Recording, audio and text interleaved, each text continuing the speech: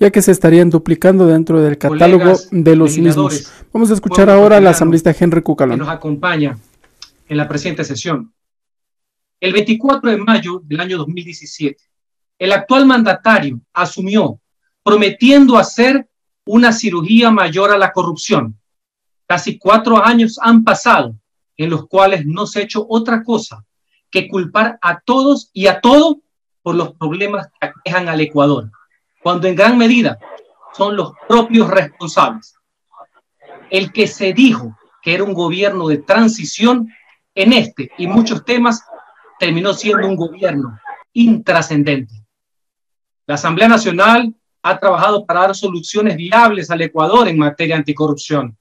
Recordemos que en este hemiciclo ya se aprobó prácticamente por unanimidad una ley de lucha contra la corrupción que fue vetada en su totalidad por pura vanidad y con el único afán de obstaculizar de este gobierno para luego enviar un proyecto nuevo que era tan malo que tuvo que ser archivado.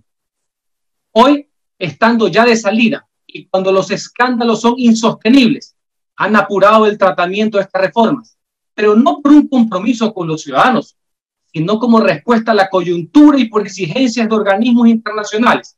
Incluso, bastantes cosas de las que se están proponiendo ya fueron incluidas en el COIP y también por la consulta popular de febrero del año 2018, que es de aplicación directa, de donde ya se modificaron las leyes respectivas para que quien cometa delitos relacionados con corrupción quede inhabilitado de por vida para ejercer cargo público y por un tiempo determinado para contratar con el Estado. Siempre será importante mejorar y precisar disposiciones que permitan ser más eficientes en el combate a la lacra de la corrupción. A pesar de ello, hay que ser enfáticos en señalar que no por falta de estas reformas es que se han perpetrado estos delitos. Por ejemplo, en el caso de peculado, existe las calendas griegas. Siempre ha sido sancionable y la justicia así lo ha demostrado cuando quiere.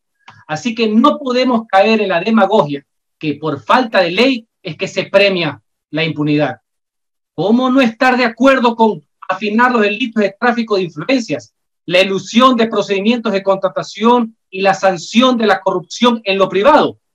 Siempre he sostenido que si hay un sabido en el sector público es porque también hay otro, inclusive mayor, en el sector privado. Sin embargo, no pueden decir que en este país no es posible sancionar a malos empresarios. ¿Cómo entonces es que ya hemos visto casos de sentencias a grandes empresas y a sus representantes? Un punto importante donde se ha tomado en cuenta mis observaciones y la de algunos colegas es justamente en el sentido de que no se puede únicamente sancionar el peculado agravado cuando se cometan en el marco de una declaratoria de emergencia, sino que se amplíe a los procesos regulares. La emergencia es solamente la llave del lleve. El robo siempre será robo en periodo normal o en excepción. Respecto a la inhabilitación para contactar con el Estado de por vida, estoy absolutamente de acuerdo. Simplemente se está ampliando lo ya aprobado en consulta popular y cuyo objeto fue también sancionar de forma más fuerte estos delitos. Estamos en armonía con los ciudadanos.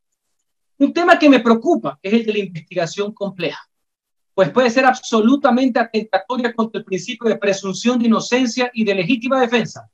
Ampliar la instrucción fiscal a un plazo de 12 meses, considerando que en la mayoría de casos se habrá aplicado la medida cautelar de prisión preventiva, atenta explícitamente contra los principios de plazos razonables impuestos por diversos instrumentos internacionales suscritos y ratificados por el Ecuador.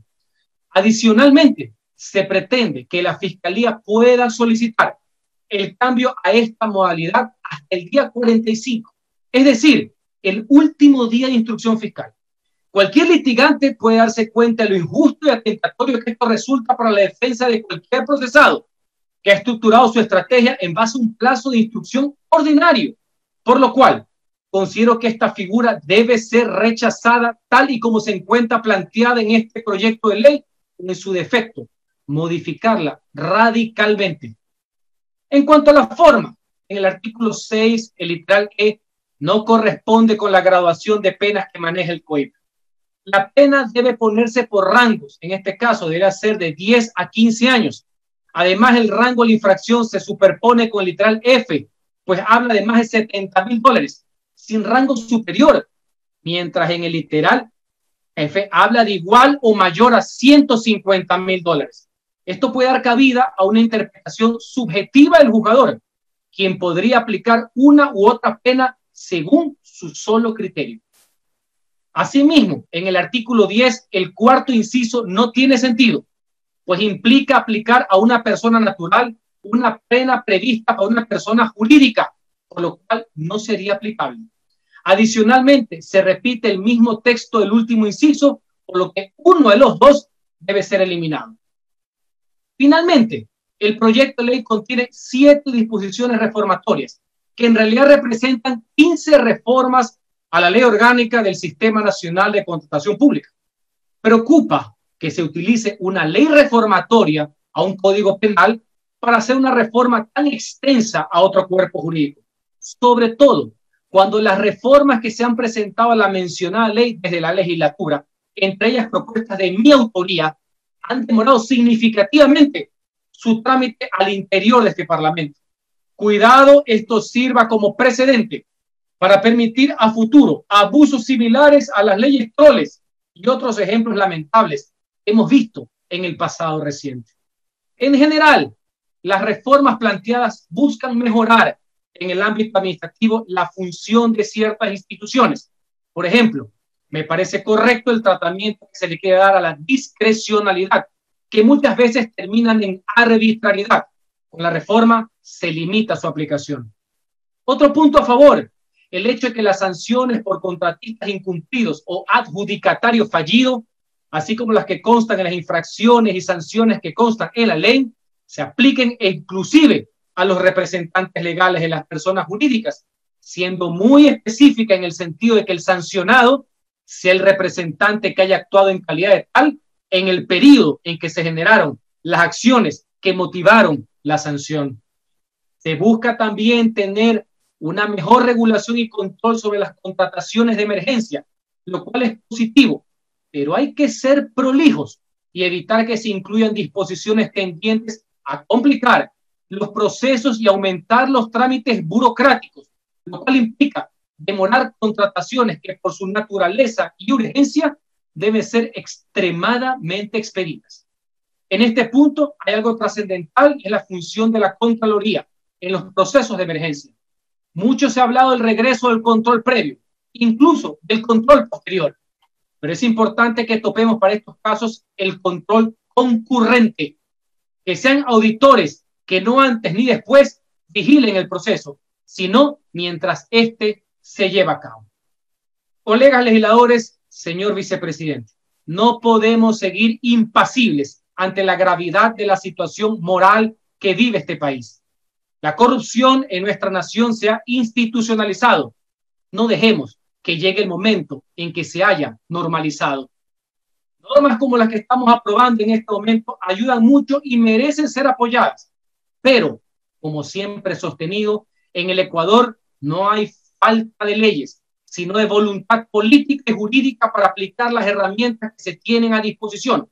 Por ello, seguiremos atentos para que la justicia actúe con eficiencia y eficacia, sin excusas, para sancionar a quien tenga que sancionar. Señoras y señores. Escuchábamos ahí el asambleísta por Guayas, Henry Cucalón, presentando sus observaciones a este proyecto de ley, algunos puntos que preocupan al asambleísta. Entre estos es que se estén duplicando sanciones que ya están establecidas en el COIP, además sobre las reformas que se realizan a otras leyes, refiriéndose exclusivamente a la ley de compras públicas. Dijo el asambleísta, se realizan algunas reformas a este cuerpo normativo. Ahora vamos a escuchar